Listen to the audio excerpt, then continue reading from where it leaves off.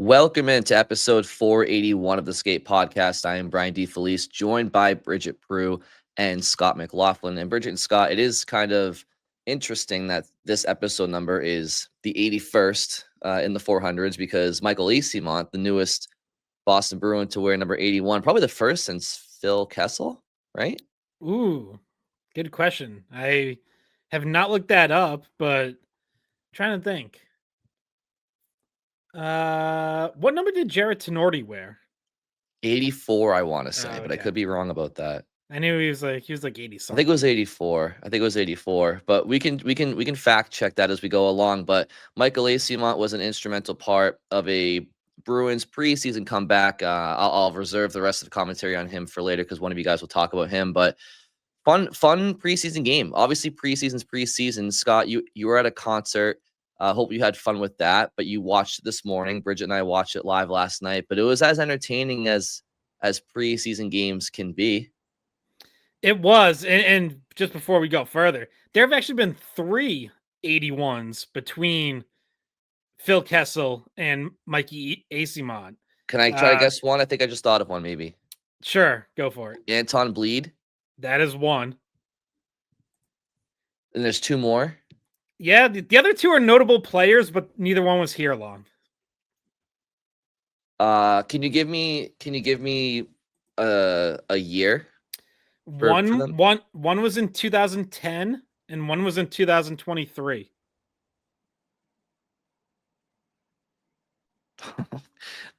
Insert the crickets for the for people listening. The one in 2010 scored a big goal. Oh, wait, hold on. 23 was Orlov.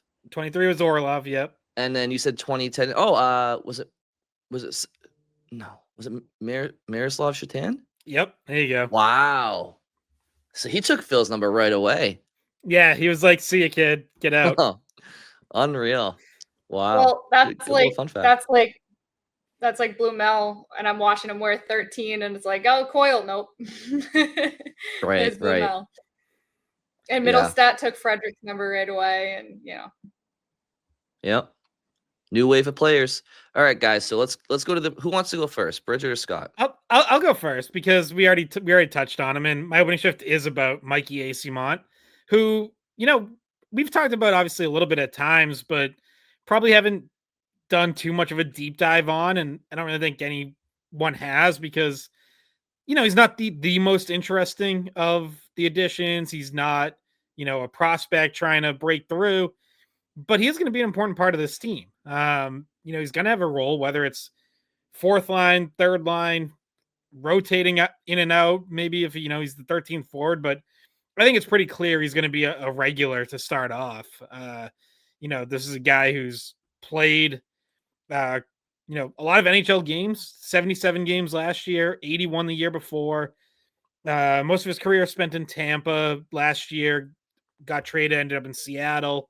And was brought in because, as Don Sweeney said, he's a pain in the butt to play against. And he fits certainly what they want their fourth line identity to be, and probably even their bottom 6 in general. They want to play that way. And he really took over this game. I mean, early on, he has a big hit. And then in the third period, as the Bruins come back from a 4-1 deficit, end up winning in overtime, Eyssimont starts that with he picks Adam Fox's pocket for a shorthanded goal. Then he scores again with a nice finish right in front. And then he sets up the tying goal with he's kind of on the right doorstep and sends it right across the crease to Husnudinov to bury. So all over it. I think obviously we're not going to freak out too much and be like, oh my God, he's going to put up 50 points. But like you see some offensive ability there. And it's interesting because if you look at his last couple of years, he gets a lot of shots. This is someone who had 142 shots on goal last year and 149 the year before. Those are not fourth line shot on goal totals. The problem is he doesn't finish a lot of them. His career shooting percentage is only 6%, which is very low for a forward. So volume shooter, has generally to this point not been a great finisher, but you did see a couple nice finishes from him last night in that win over the Rangers. So, maybe there's something there. Maybe there's a little bit more that he hasn't quite tapped into yet. Yeah, I mean, some of those were beautiful finishes. Like that, the very first one, the shorthanded one, was a crazy finish. He knew exactly what he was doing with it, roofed it. Um, I was really impressed. Is one of the takeaways I had because Scott was at the concert, so I wrote the takeaways.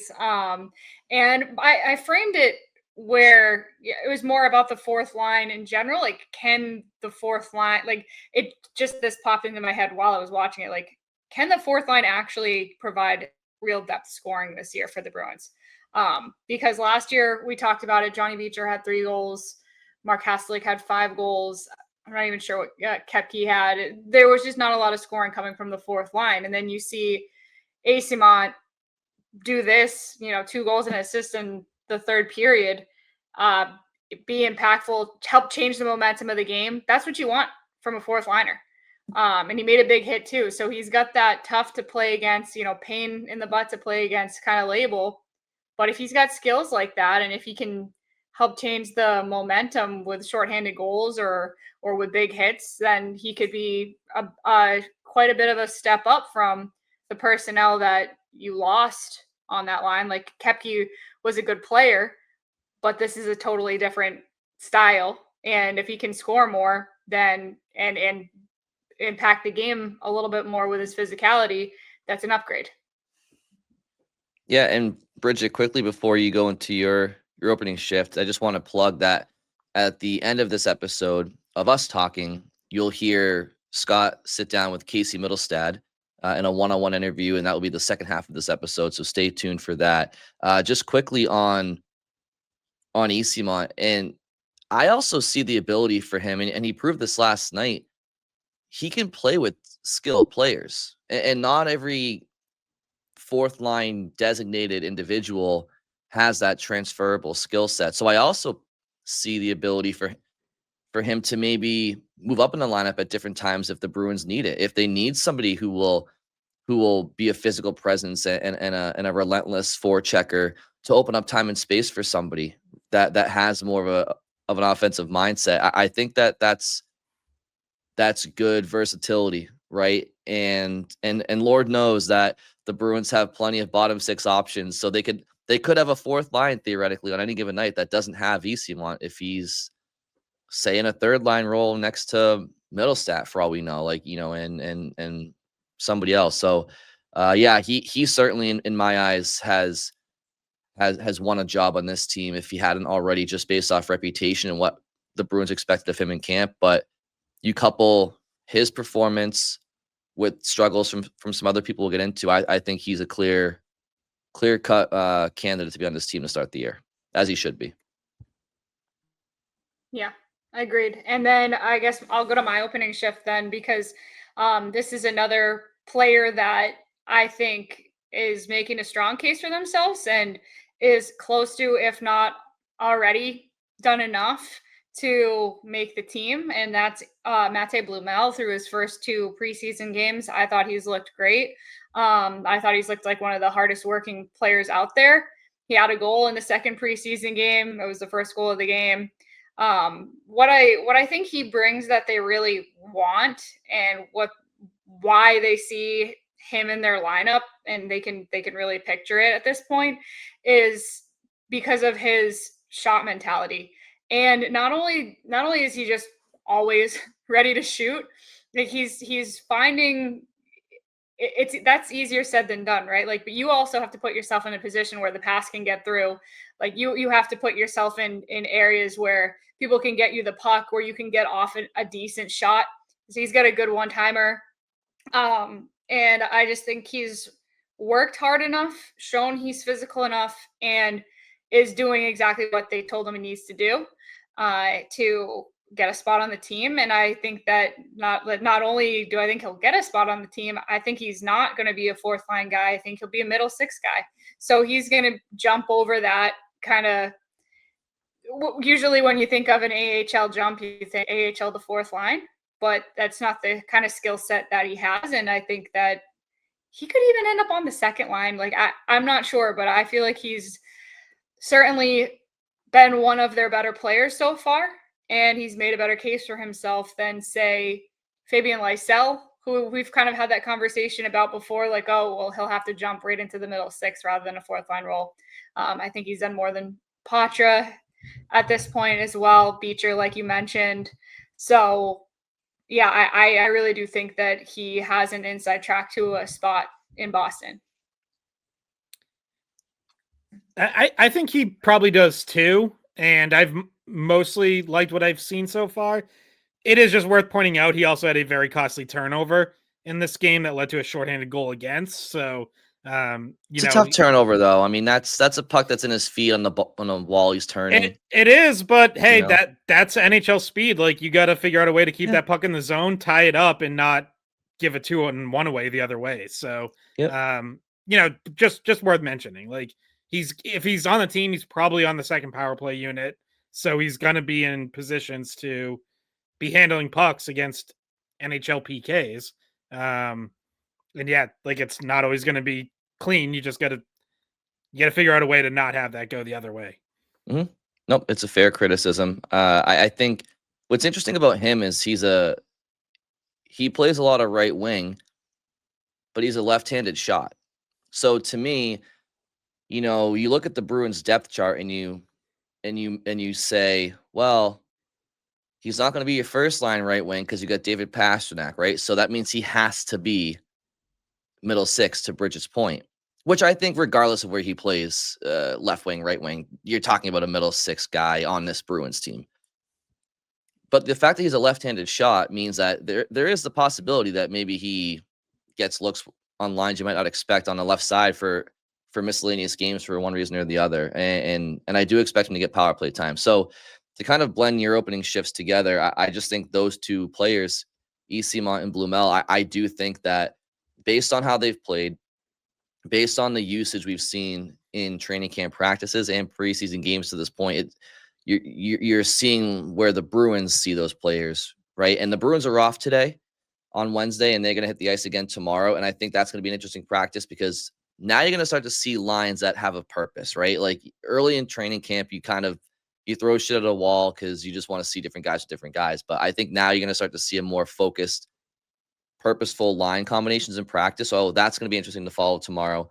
I think Blumel and Eyssimont are going to be in not just on your opening night 23-man roster. I think they'll have game spots on opening night against Washington, in my opinion.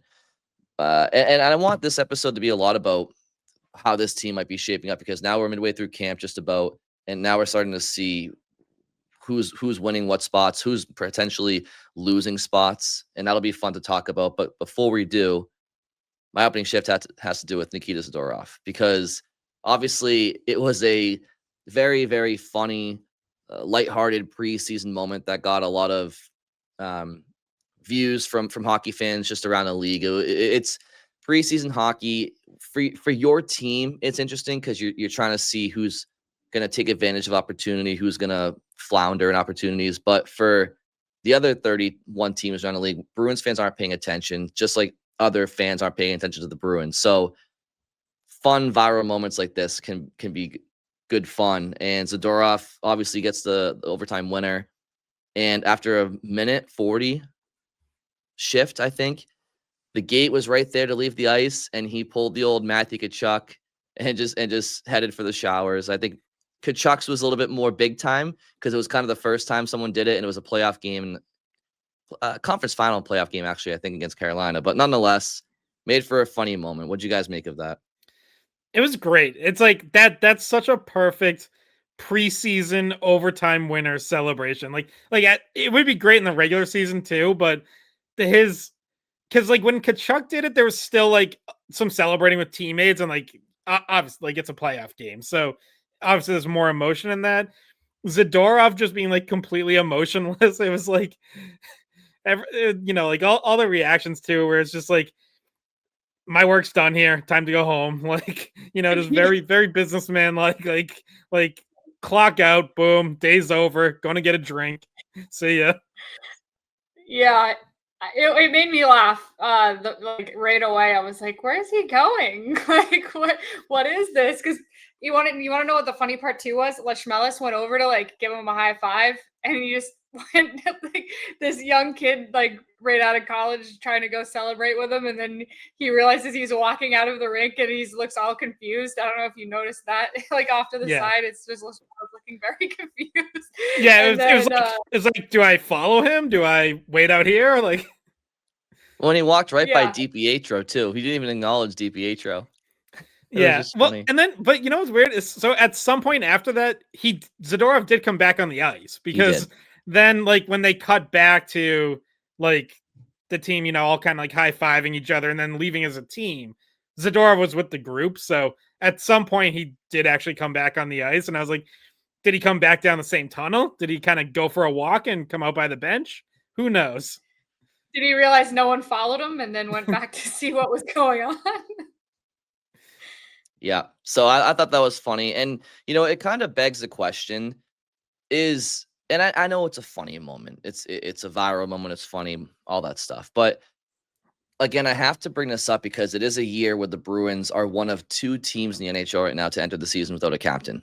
As of right now, the other one is the San Jose Sharks. Now, I think San Jose has a clear-cut captain candidate, a former Stanley Cup champion in Tyler Toffoli, who I think would be a very nice captain for those younger players in San Jose. But that's for our Bay State podcast. Right now, or Bay Area podcast. Yeah. Bay State's I was obviously saying, Massachusetts. we are in fact We are a a Bay Bay State State. podcast. We are a Bay State. What's California's a Golden State. Yeah. Bay Area in the Golden State. I digress. The Bruins are looking for leadership to step up, and we've talked about McAvoy and Pasternak and how it's going to have to be by committee, but those two are going to be the ones to lead the next generation, and presumably one of them will wear a C. And I'm not posing should Nikita Zadorov be in that conversation to wear the C. But what type of leadership role can he play on this team? Yeah, I mean, it has to be one. Like, I think he's the kind of guy who brings, you know, like a real intensity to kind of everything that he does, especially on the ice, but you know, off it in terms of training, working out, all that as well. But who also clearly has like a lighthearted sense of humor kind of side to him. You know, I think other places he's generally been loved in locker rooms. He's been kind of a you know, a favorite of teammates. When he signed here, there, you know, leading up to that, there were reports out of Vancouver of like players there who really wanted to see him stay. You know, so, and we've kind of talked about this. Like, he even admitted last year that it probably took him a little while to kind of fit in and to sort of see, you know, both ways, like see kind of what worked in terms of him interacting and joking with the team, and also guys getting used to him because he has kind of a unique personality. You know, so he definitely has a leadership role to play. So I actually asked Marco Sturm about him Tuesday morning after. So the Bruins had their non-game group practiced at Warrior Tuesday morning. Sturm was there, and then the team that was playing in the game went down to New York. I think like around 1:00 they left. And I actually asked Sturm about Zadorov, and he said, we need him this, you know, part of his answer was, we need him this year. We need him to be a leader, be a presence on the ice, and be one of the better D moving forward. And it's like, yeah, that's true. Like, obviously they need his game to be good, and they need him to be an important part of the defense. But yeah, whether he has a letter or not, which, you know, personally, I still think Hampus Lindholm is the favorite to get the third A, unless there's a rotation. But we know you need leaders beyond just the three guys wearing a letter. And I do think he's part of that next group of leaders after that, who can really help kind of set the tone for this team for whatever they're going to be. Yeah, he's mentioned it before that he always feels comfortable in terms of leading and talking and taking charge in moments that he thinks he should. He seems like kind of a no BS kind of guy. So kind of a hold everybody accountable kind of leader. But yeah, I could see him, and he wore an A in the first preseason game. Did he wear one yesterday too? I'm guessing he did. But I know he had an A on. Elias Lindholm had an A on in the first game. So like those are guys that are they're new, but they're in that kind of secondary leadership group. And Hampus Lindholm's right there too. And I do think, like Scott said, that based on some things that Sturm said, he sees Hampus Lindholm kind of above a few of those guys because he's been here longer, maybe just his personality, maybe how he interacts with the team. But yeah. If you think, and I don't know if this is the case, I'm just speculating, obviously, but because his personality is so big and he physically is so big, it seems like I could see a situation where teammates gravitate to him and look to him naturally as a leader. Do you think that if that's the case, that they shouldn't hesitate to give him an A? I know it doesn't really make much of a difference, right? If you have a letter on your jersey or not. But if, let's just say hypothetically, players in that room, one of the first guys they think of to go to or listen to is Zadorov, and not necessarily Hampus Lindholm. Should they hesitate to give, Zadorov that letter? If that's, I guess it's just about having a pulse for the room. If the room, if that's how you feel the room is, and I mean, I guess if that were the case, sure. I don't think it is. I think a lot of guys go to Hampus Lindholm with stuff. Like he is a leader in that room for sure. And I also think. Go ahead.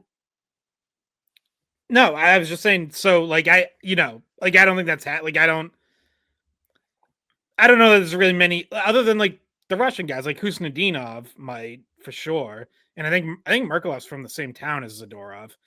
But like, I don't think there's a lot of guys who are necessarily going to Zadorov, but not Lindholm.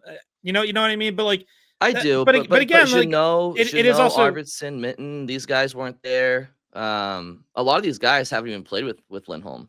You know what I mean? So it's kind of it's a very new room. And Hampus Lindholm obviously wasn't around as much last year because he was spending so much of the season rehabbing. So like, those are all fair points. But yeah, I mean, but it's also with Zadorov, like it's also worth pointing out because we talked about it. This became a big story last year. Like last year, there was at least one moment where he was someone who made headlines and created storylines for the wrong reasons when he kind of more or less threw Jeremy Swayman under the bus. And it was like, even if other guys in the room felt like, Swayman maybe didn't have the most honest motives trying to start that fight, like Zadorov was the one who said it to the media or who made comments to the media that created a storyline. And like, that's not what leaders do. So there's also stuff I think he has to work on where, sometimes he can make headlines for the wrong reasons or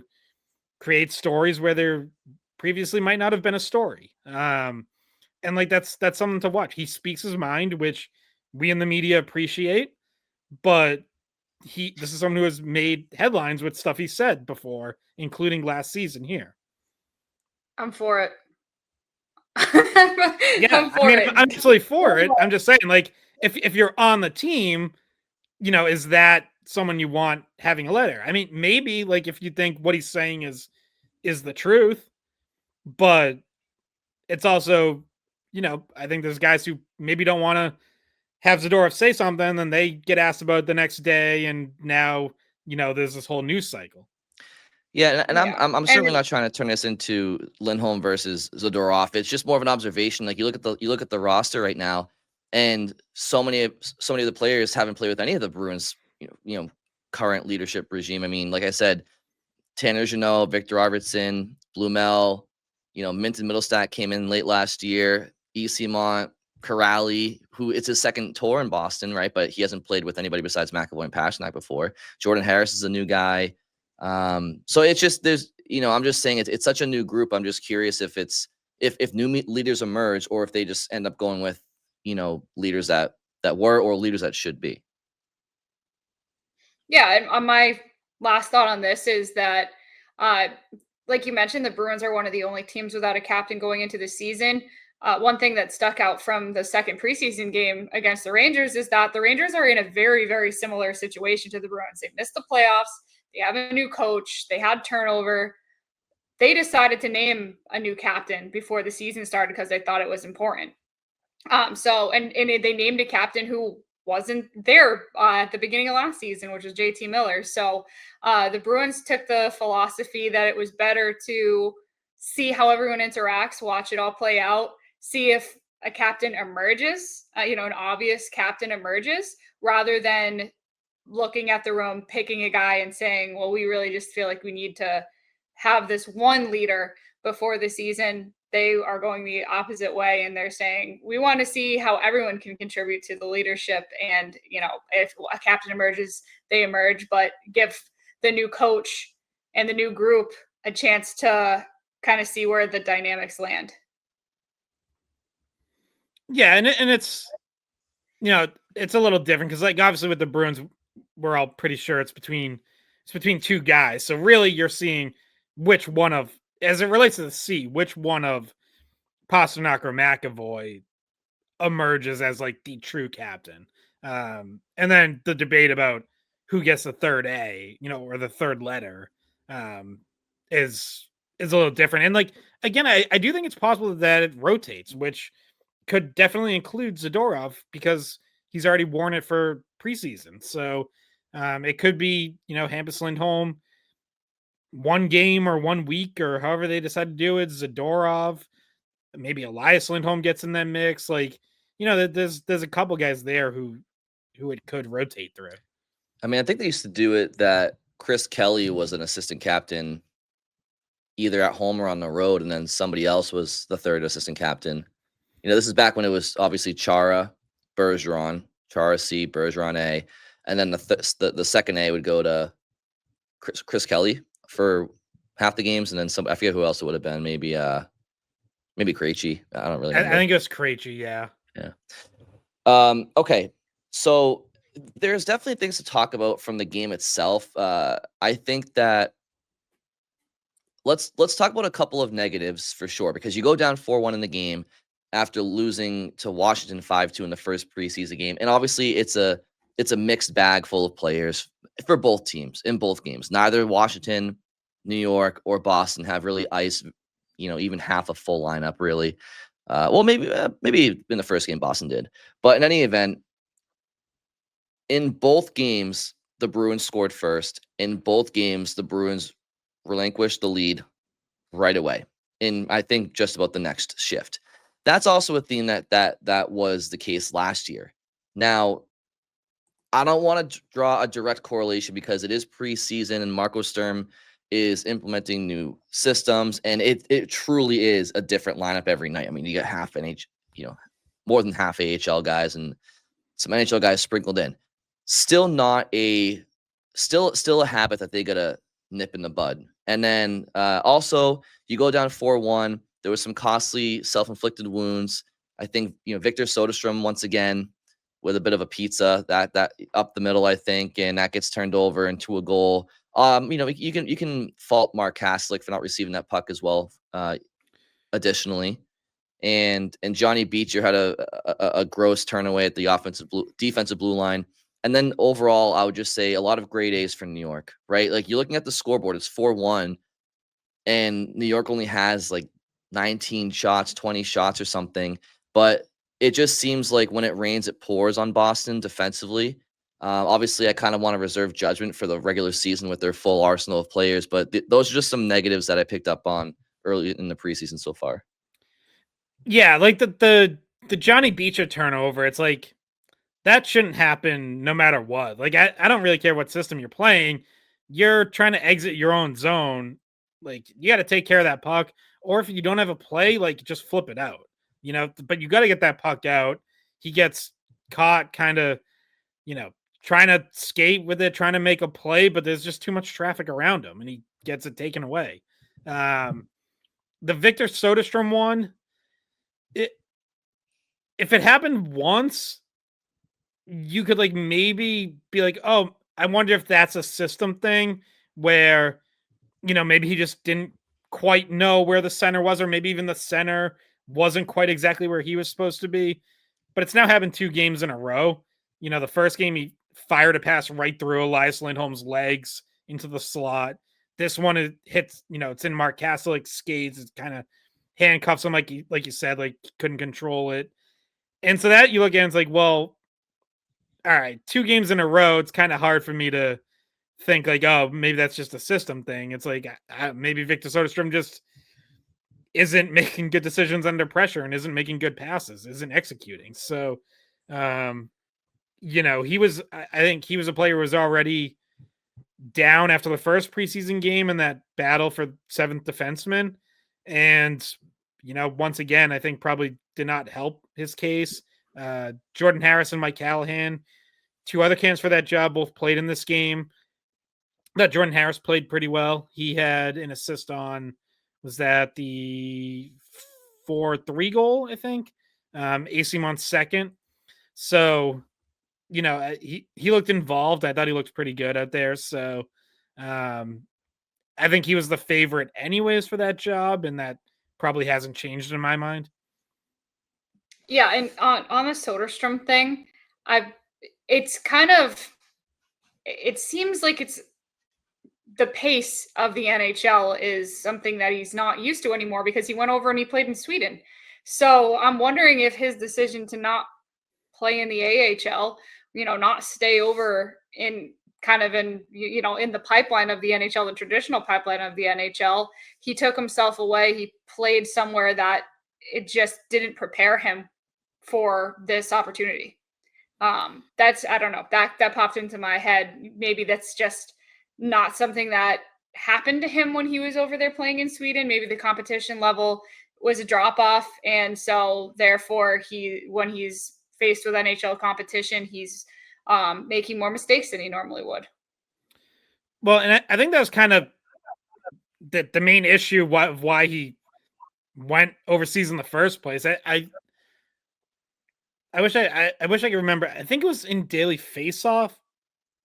Maybe had an article on him like last year when his rights got traded. And basically quoted a scout that was like, he can't play at NHL speed. So like that's kind of been out there as a criticism of him. And I think that means more not like he can't skate at NHL speed. It's, can you make decisions at that speed? So that's been a question for him.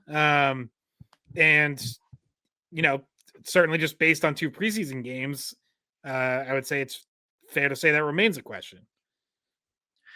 So since we're already here on defense, and we're going to do this with the forwards in short order because this will take 2 seconds for the defense, but we already know our top 6 defensemen. We know who those guys are.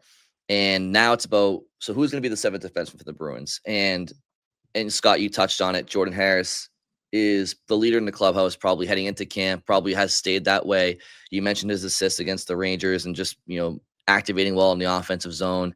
Michael Callahan certainly hasn't done anything to hurt himself. I just think Harris might have that little edge on him. And Soderstrom has done a few things to hurt himself. So I think, right now, Harris is your 7th defenseman, Callahan's your 8th, and Soderstrom's your 9th, I suppose. I also would mention that Frederic Brunet, I think is, ordinarily would be in the mix as that guy, but I just think he's in a situation where you'd rather him be playing in Providence in all situations as opposed to being in the press box. Whereas Harris, who's a bit older, and, even Callahan, you don't really mind that because they kind of seem to be more or less what they'll be, at the NHL level, but you'd want Brunet getting reps. So are there any discrepancies between the 3 of us with who those 7 defensemen probably are right now for the Bruins?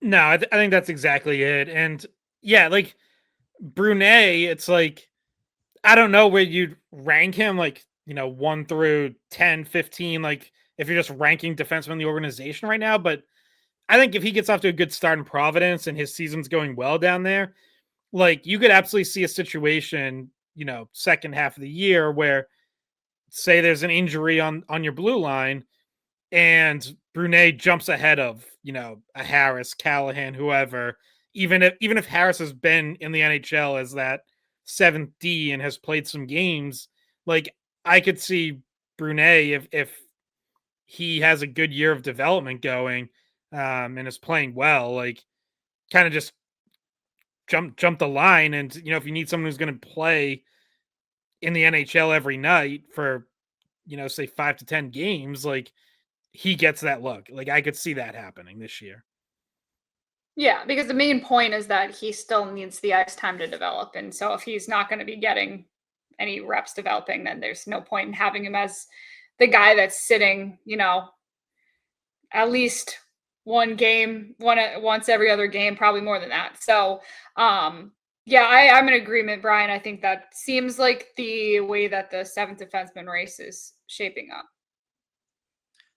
All right. So with that in mind, we'll move on to the forwards here. Now, again, 23-man opening night roster presumably is going to be made up of 2 goaltenders, 7 defensemen, and 14 forwards, right? So, yeah, I will say, like, I wouldn't be shocked if they just go 22 players. Like, it'll come down to waiver situations and things like that, and like who they want to expose. But there is also a benefit. The more that you're under the cap, the more cap space you can accrue, like leading up to the deadline.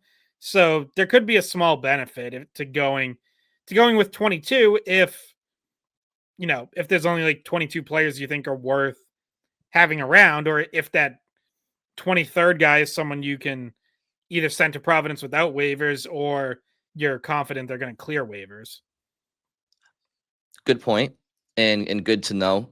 For this exercise, I guess we'll just go with 23, just for the exercise sake. So again, 23-man roster.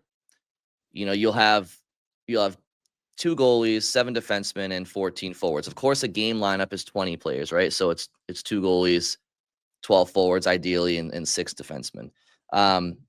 So Bridget and Scott, I'll phrase it this way, and this is a good time to do it because we're kind of in the middle of camp, and to this point, we've seen all of these forwards outside of Georgi Merkulov. Interestingly enough, maybe we can touch on that later, but all the forwards we expect to be battling for roster spots / already have roster spots, we've seen them play, with the exception of David Pastrnak, Pavel Zacha, and Sean Kuraly. So it's a good time now to take a step back and dissect these forwards and the spots that are open. The way I see it, guys, is personally, I'll just give you 11 names that I think are locks to be on this team for forwards. And that leaves a lineup spot open and then 2 reserve forwards open. So these are the names that I have: is Geeky, Lindholm, Pastrnak, Jeannot, Zacha, Arvidsson, Mittelstadt, Blumel, Eyssimont, Kuraly, and Kastelik. That's 11 forwards, I think, for different reasons, I think are now locks to make the team. That leaves a 12 forward spot in the lineup and then 2 forwards after that. And those players, were really kind of talking Fraser Minton, Husnudinov, Lysell, Lashmelis, Steeves, Patra, Beecher, right? Those 6-7 guys for probably 3 spots. So let's talk about it. Yeah. So of like that next group, like I agree with the 11 you named. They're all there in my mind. I would say, probably the one of that group that would maybe be like my 11th, that I'm still maybe not as sold on as others, would be Blumel, but I do think he's in for now. Like I have him in. I just don't think he's completely locked. Like I think if he slips a little as training camp goes on, his spot could very much be in danger. Whereas pretty much everyone else on that list, I'm like, yeah, they're on the opening night roster. Of that next group, I think the one who's probably done the most, and really just because I think he had a really good game Tuesday in New York, is Marat Husnudinov, who ended up with a goal and an assist, was a big part of that comeback. Makes the pass that springs Zadorov on a breakaway, leading up to the winner, scores the tying goal. I thought had some good shifts outside of that as well. So it's funny on our last, I think it was our last podcast or maybe the one before, we had said like, he's kind of had like a little bit of a quiet start, like not bad, but it just hasn't really jumped out. Well, I thought he stood out Tuesday night. So, and he would need to go on waivers to be sent to Providence. So I don't think that's happening. I think he's here. It's just a matter of whether he's in the opening night lineup or he's one of those extra forwards. And then, Fraser Minton, I thought, had a pretty good game Tuesday. Did some good things. So he's another one I look at that I'm like, I'm leaning towards him being on, but certainly not locked in yet. Okay. I will read because my brain works visually, so I had to like make a line chart. So the way I see it right now is Geeky, Elias Lindholm, Pasternak. I'm gonna leave Zaka, Mittelstadt, Arvidsson as the second line. Whether Zaka's center or not, or who's center, I still call it the second line. Then I have Janot, Minton, Blumel, and then fourth line Castle, Corrali, Eyssimont, and then Kuzi extra forward. That is what I see as the most likely right now. So for both of you guys, and also I just want to make a quick comment to be consistent because, I know Kuz is my boy, but he played a good game. But similar to when Scott mentions that Blumel, who also had a really good game, had a turnover that led to there he is for those watching on YouTube. Blumel, wasn't able to handle a pass, albeit a tough pass from Patra on the boards. And there was kind of some bad luck. It got stuck in his skate, and then the Rangers scored shorthanded. Blumel played a good game. Husnudinov also had a turnover in his own zone that led to, I think, the Rangers' first or second goal. Yeah, I think that was their first goal. So, again, none of these guys are having perfect games, but it's about who's making a more lasting impression to the coaching staff and to management. But a commonality between the two of you guys is that there's still that 14th forward spot that none of us can really come to. And I think we're all kind of in agreement with the 13 that we've named so far. I think that Minton and Husnudinov also or would be among my 14. But there's still that, and to Scott's point earlier, maybe they don't have a 14th forward, right? Maybe they don't. But again, a lot of traditional 23-man rosters do have those two extra forwards, and I can't figure out who that 14th one is. And partly it's because it's not so much that I can't think of a 14th forward who deserves the spot, but it's about, would you rather that 14th forward be sitting in a press box, or would you rather them be down in Providence getting reps and playing in all situations, right? So it's like, does Matt Patra, would you rather him being an extra forward for the Bruins, or would you rather him in Providence? And I could say the same thing about Lashmelis. I could even say the same thing about Lysell. Those guys all need to play. Fraser Minton too. Like, they need to play. Too. There's no. I see very little value in having any of them in Boston as an extra forward who's playing less than half the games. Like that doesn't make a whole lot of sense to me. So the guy to discuss here is Johnny Beecher, who we did bring up a little bit earlier, but certainly has not done really anything to win a job, and arguably has done enough to lose an NHL job. I mean, like I said, like that was a bad turnover. He also on the penalty kill, he had a chance to clear a puck, kind of bobbles it, fumbles it around, loses it, stays in the zone. Nobody on him. Yeah, like those are tough plays. Tough as in like it can't happen. Not tough as in like it was a hard play to make, because it wasn't. So like, yeah, look, I would totally get the case for saying just put Johnny Beecher on waivers, and someone claims him, see ya. And if they don't, you send him to Providence. But I could also see the case for just saying, well, like, okay, if he's our extra forward and he's not playing that much, like, is there any real harm in keeping him around? Maybe you keep working with him in practice and he gets better. And if you need someone to fill in on the fourth line and be a face-off guy penalty killer, like, can he do that? Like, even if he doesn't have a good camp, is it worth keeping him around as your 14th forward with the understanding of like, hey, you're not in the lineup on a nightly basis, but we're going to keep working with you and like we want you around. Yeah, and I just Yeah, want to. it makes a Oh, lot of sorry, sense. Bridget. It's the lag. You go ahead. Yeah, I know. I'm sorry. If people are watching this, they can probably tell that my computer is, I think, overheating, so it's lagging a little bit. But what I was gonna say is, I think the Beecher comment that you're making, Scott, and I think Brian, you mentioned it before we even got on the podcast, because we often talk for at least 10 minutes before we start recording.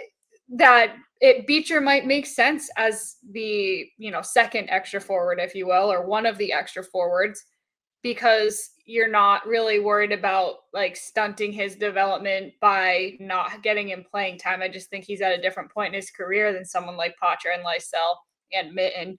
And I think Steeves is another name too, right? It might be between those two guys as the last forward addition to the team. And Steeves has also played in this preseason so far. I don't know if you guys had any thoughts on him. He was another guy who was an AHL guy last year, but right there at the top of the league in points with Blumel. So I don't know. Maybe it's him instead of Beecher. Well, Bridget, that's where my mind was going too, because and it's when we talk about Lashmelis, Patra, Lysell potentially going to Providence as opposed to making the team and being an extra forward. It's the same reasoning I said with Frederick Brunet. I'd rather them play in Providence than sit there and get cold, which for Jordan Harris, you don't really mind if he's in the press box. There are certain players where you don't mind if in the press box. That's how I feel about Johnny Beecher, to your point. He can park his ass on the ninth floor, but here's the thing. You bring up Alex Steeves. Steeves can also be that guy that you put in the press box. He's mid-20s, career AHL to this point. But I've liked his game better than Beecher's. Like, even that role of, like, sit in the press box, I'd rather Steeves. He does more. So far in preseason, in the practices and preseason games I've seen, he does more to impact the game with and without the puck on his stick. Now, he's not Mark Messier out there. But, Scott, you mentioned the turnover that led to the goal that Beecher had at the defensive blue line. It's hockey 101 at the lowest levels. You cannot make that. You win a face-off in the D zone on a penalty kill. He's got nobody on him, and it somehow gets stuck in his skates and the puck stays in. And then to make matters worse for Beecher, Eyssimont after that scores a shorthanded goal and becomes the best player in the world for about 10 minutes. But besides those mistakes that Beecher made, he doesn't do a damn thing out there. He's taking up space. He makes no plays. He doesn't do anything. At least Alex Steeves, I can say, hey, you could be our 14th forward, and if we get a couple guys hurt or someone sucks for a few games, we'll put you on the fourth line, and I'm sure you'll make an impact that Beecher won't. So even that role of, get a seat warm up top, I'd rather that go to Steeves and Beecher at this point. I really haven't seen anything for Beecher in about a calendar year now that tells me he should have a spot over anybody in any situation. Yeah, I think they're different players. So like I could see, I mean, honestly, I could even see a scenario where, hey, if you like 12 forwards enough, and you're gonna maybe you send Fraser Minton to Providence to start, and everyone freaks out. But I've mentioned it before, like there's still offensive development that has to happen there. So I don't think it would be the end of the world. But in that scenario, you would still have 12 other forwards that we've named up, that we've listed off, that I can run through in a minute. But then maybe Beecher and Steeves both hang around as extra forwards. And Beecher's there as another center, fourth line guy if you need to fill in there. And Steeves is there as a winger who can maybe go in on the third line, right? Like those are two different roles. Those are two different players. And that would kind of make sense as your 13th and 14th forward. If you're going to have 14, have two different types of players who can go into the lineup in different spots and do different things. Because like I'm envisioning, okay, what I just laid out, where Minton goes down to Providence to start and everyone handles it in a completely rational manner. Your lines could look something like this. Geeky, Lindholm, Pasternak, we're all in agreement. we've seen Marco Sturm has tried Blumel with Zacha. Like, maybe he sticks there. Maybe you have a Blumel, Zacha, Arvidsson line. Maybe your third line is something like Husnudinov, Mittelstadt, Janot, which I think could be an interesting combination. Mittelstadt has played with both of them, with Husnudinov last night in a game. He's also skated with Janot in a couple practices. Eyssimont, Corelli, Kastelik as your fourth, and then Beecher and Steeves as extra forwards. Like, I could see something like that. Yeah, I mean, and I'm really not trying. I agree. I like those lines in that situation, Scott. With Minton, I drew these up before the podcast too. If Minton makes the team, I kind of just drew this idea out there: Geeky, Lindholm, Pasternak, Zacha centering Janot and Arvidsson, and then Mittelstadt centering Blumel and Minton. I mean, Mittelstadt and Blumel obviously looked good last night. That's a no drinking game here, small sample size. But there could be something there too. And then the same fourth line you said, but I'm trying not to be super down on Beecher, but I got to be honest. Like, there are guys even beyond these players where I'd rather see Patrick Brown or Riley Duran than Beecher. I know Beecher has the NHL experience, but I'm about as low on him as I've ever been on a Bruins player. Like, to me, he hasn't done anything in over a year. And I see other guys that are making well on opportunities. So it's tough to see, Patrick Brown and Riley Duran do what they were supposed to do. But then because of the politics game, it's like, well, Beach is going to get the spot instead of, well, you know what? Like, whoever deserves the spot, even if it's a 14th forward spot, should be the guy, and he's gonna really do a 180 to make me think otherwise, to be honest with you guys. Well, you already know how Scott feels about Patrick Brown, so you don't gotta tell him twice about that part. But guys, I think we're getting low on time, and there's a fashion segment, I think, that it's just Is brief. there? We've talked about it before, but you guys get to see the jerseys on the ice, the boy. road whites. Scott, you want to go first? I mean, holy shit. I mean, just unreal. I gotta catch my breath for a second. Hold on. I'm starting to sweat just thinking about him. I'm getting palpitations over here. Like, my God, was that something? In the big logo. Those were sexy. Oh, man. Those were sexy. Yeah, Scott loves a big logo. Quite possibly the best uniform in the NHL. The Bruins' new road whites. I saw someone tweet they should just wear them all 82 games, wear them at home too, and I'm like, you know what? Boy, I wouldn't hate that. But yeah, I mean, look, I like the black ones too, but the white really just looks like so fresh. Like, it looks so good. Yeah, I mean, elite jersey matchup overall last night. Obviously, Rangers is always a classic. But yeah, I mean, those white jerseys, they look amazing out there. I think you have the Bruins, you have the Canadians, the Red Wings, the Blackhawks. I mean, those white jerseys, all those that I just mentioned, I think you're hard pressed to find anything that could be better than that. I think that's as good of a Bruins white uniform as there can be. I mean, obviously, we've talked about the addition of a meth bear shoulder patch and maybe a slightly smaller logo, right? But more or less, like, oh man, unbelievable. Yeah. No, I mean, thanks for prompting us, Bridget. I mean, I know we really can't go too much longer because then we're going to ask our listeners to listen to Scott and Casey Mittelstadt for some time as well. But yeah, I mean, they looked as good as I hoped they would be. Truly. I mean, they look so good. Yep. You're welcome for the surprise fashion segment. Yeah. No, appreciate that. And again, just have to apologize again for last episode for hijacking your news for Scott and I to talk about jerseys. That can't happen. That can't happen again. You saw that it didn't faze me at all. I just wasn't surprised.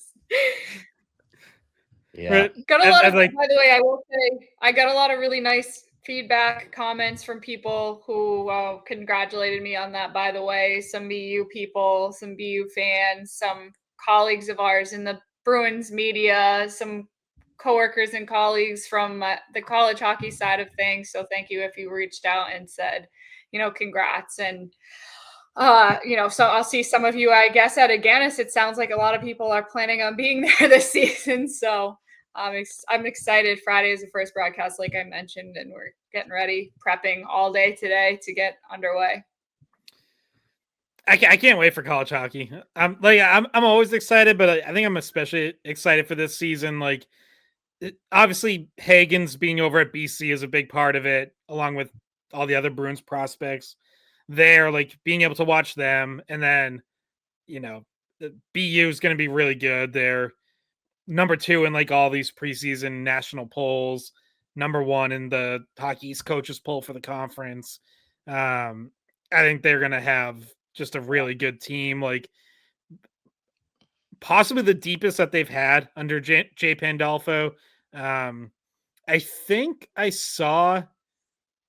So I know they have the most NHL draft picks of any team this year, but I think I saw it might be like the most in college hockey history, or like close to it, or the most in a while. Like, I mean, they basically can ice an entire roster of NHL picks every night. It's crazy. Mm-hmm. All right, Scott, do you want to just quickly, without giving too much information away, prompt listeners about what they might hear in your interview with Mittelstadt? Yeah, so obviously we talked about his season last year and trying to bounce back. And I think he was pretty open about like what went wrong. He said he didn't like the season he had. He talked about reflecting on it and kind of, the things that he looked at, feeling like he needed to be in better shape. And then talked a little bit about defense, which I think has been the question mark with him for a while. And is something that will have to, Marcus Sturm has made it clear that, his centers have to play defense. And that's obviously like, that's every team, but I think there's levels of demand. And I think it's clear that Marcus Sturm's system is going to demand a lot of centers in the defensive zone. So, I think I'll let people judge. Like, I think I appreciate Casey Mittelstadt kind of addressing his shortcomings last year head on, and like not ducking questions about it, not acting like not making excuses, not acting like it wasn't a big deal. Like he was clearly pretty disappointed with how last season went. And then there's a couple things in there about like Minnesota versus Boston hockey culture. So we veer off path a little bit. Yeah, and him getting acclimated to Boston, the area, and yeah, Scott normally veers off at some point. Usually, even if so, just like behind the scenes, like I actually didn't record this with the intent of it being for the podcast. It was actually just like a one-on-one interview for an article I'm doing for weei.com, and then decided to use it for the podcast after. But yeah, usually if I know I'm recording for the podcast, I'll throw in even like extra stuff, but didn't really get too much into that in this one. Yeah, like who makes the best IPA, or what's your favorite song from let's see, what bands does Scott like? Springsteen. What's your favorite Springsteen song? That's normally the kind of stuff I have asked multiple Bruins that because Jonas Corposalo and Jeremy Swayman are both Springsteen fans, and slightly disappointed that both of their answers was Born in the USA, which is obviously a great song, but is also like kind of the most basic answer you can give to that question. You wanted a deep cut. Yeah. Like to prove you really listen. Yeah, like or at least like give me like Darkness on the Edge of Town, or like Prove It All Night or something. Like, go at least like second level. Scott, what was the name of the band you saw again last night? You guys, great band name. So they're a Swedish post-punk band called Viagra Boys. You're kidding. That can't be a real name. No, that's true. That's what you told me before the podcast. No. That's the name. Okay, I thought maybe you went to Sleep Token, because I think Sleep Token was last night in Worcester. Yeah, they were. Yeah, someone tweeted at me asking if that's what I was at, but it was not. Apparently, tickets to that were like $1,600. So That's insane. Yeah, I guess they got really popular. I don't know. My brother wanted to go, but he was like, I don't have that kind of money. So anyway, You know what are I we would? ready to throw it over? You know what I would pay $1,600 for? A one-on-one sit down with Scott McLaughlin and Casey Mittelstadt. So that'll do it for our portion of the podcast. And enjoy your listenership of Scott and Casey Mittelstadt. So I just want to follow up on a couple things from yesterday, but how are you kind of just approaching, obviously you come over last year, it's a weird situation. How are you kind of approaching this year and the opportunity you have? Yeah, I mean, I think obviously I personally wasn't happy with how last year went, so I think on a personal level there's some pride, to prove that you're a better player than that, and I think I'm in a good spot where I'm going to have a good opportunity, and a lot of guys kind of in the same boat, so I'm very excited, and obviously a good first few days of camp, and now let's keep it going. How much do you, when last season ends, do you kind of reflect on like what went wrong and what you didn't like versus just kind of turning the page and moving on? I mean, to be honest, I think you reflect a lot. I think you want to learn from things that you didn't like, and kind of make some changes surrounded by those things. And at the same time, also every year is different. You got to find different things that you need to work on and things that you thought you didn't do well. So, I think obviously, especially with a longer off season, you definitely take some time to reflect and make a plan on what you want to do to get better.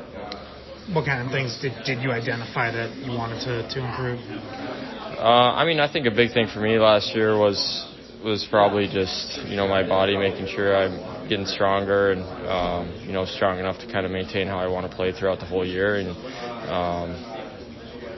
I think on top of that, obviously some things on the ice, try to work on my skating a little bit and, as well as just finding the confidence and the mentality that I think I need to have to play. Did you sense a trade was potentially coming, to the deadline, or were you kind of surprised? I think I probably sensed it with how it was going, and especially the situation that they're in, and every year they want to win, and I don't think I was playing my best, so I think I probably sensed it was coming, and obviously any time it happens, there's still an element of surprise, but I think I was more surprised the first time than the second time.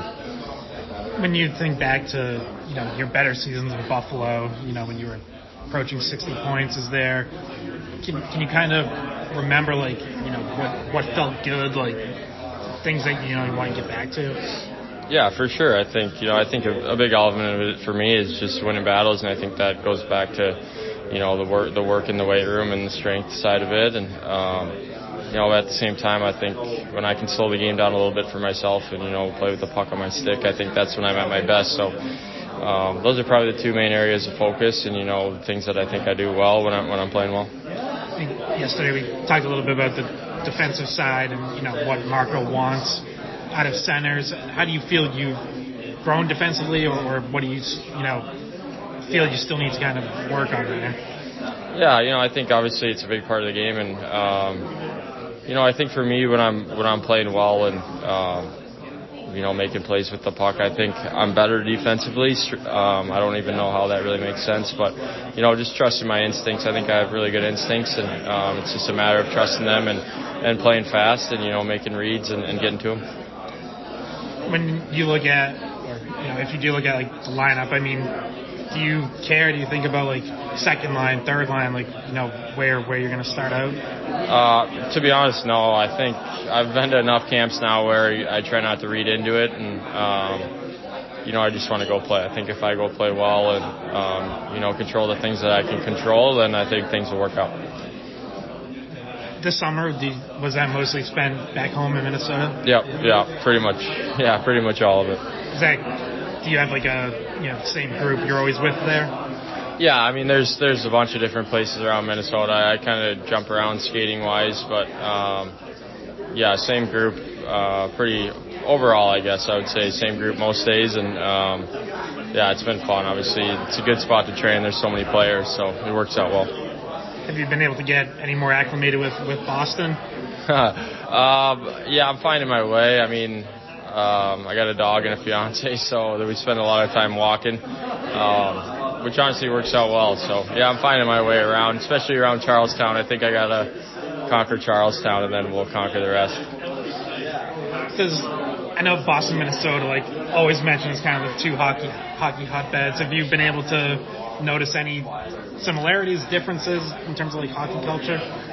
Yeah, I mean, I think just walking around Charlestown simply, there's so many hockey nets. It's pretty similar to Minnesota. I mean, drive through my neighborhood, there's one in every driveway. So it's fun for me to see that. And, I think as we go more, I think I'll experience more. Obviously, I had a taste of it last year just with the fans and how passionate they are and how much they love hockey. So I think as we keep going here, I'll experience it more. They are passionate, and sometimes that means criticism as well. Like, how do you kind of handle that? Do you lock it out? Do you use things as motivation? Like, what's kind of your approach to that? To be honest, I don't pay attention to it. I'm not super active on social media and listening to things like that. So, for me, I think, I just block it out. I think the main thing is just control the things that you can control. And, I mean, you can play your best hockey ever and someone's still going to have a negative thing to say. So there's really no point to pay attention to it, in my opinion. Do you, coming in, I'm sure, do you look at this as like, hey, I have an opportunity to prove I'm part of the solution here, and, this is like a place I can be long-term in this next chapter? Yeah, of course. I think anytime you're at a place, you want to play the best you can and you want to be a part of the solution. I think that's, what everyone wants. And obviously with such a storied organization and a storied culture, I think it would be an honor to do so. All right. Thanks a lot, Casey. Thank you very much. Hey guys, thanks for watching the Skate Podcast. If you want to see more of our videos, visit our playlist. Not in front of a screen? You can listen to us on Spotify, Apple Podcasts, or wherever you get your podcasts. Don't forget to follow us on social media. And if you enjoyed this video, please don't forget to give us a thumbs up, subscribe to our channel, and leave a comment.